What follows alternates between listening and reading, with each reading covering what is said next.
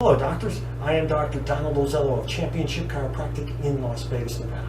When we are performing range of motion examination, have the patient perform knee flexion and look at the hip motion.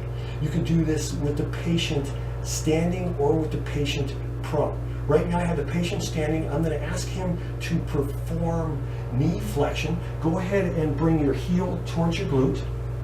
And we want to look at the hip. We want to see if that hip stays in a neutral position. Or we want to see if they flex the hip, because if they flex the hip, that can indicate hypertonicity or shortening of the hip flexor. So I'm going to go ahead and have the patient perform it wrong. Go ahead and flex your knee.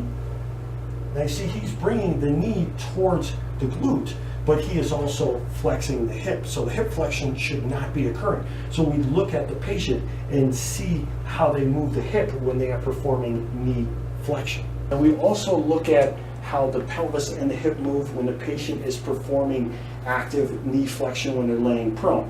Go ahead and bring your heel towards your butt. All right, very good. Now go ahead and do it incorrectly. If you saw the second time when he did it, it shows that there is tightness in the hip flexor because he raises the pelvis. So when we are performing range of motion, when you're doing active knee flexion, look at how the pelvis and the hip move, because that can indicate tightness, shortening, or hypertonicity of the hip flexor muscles.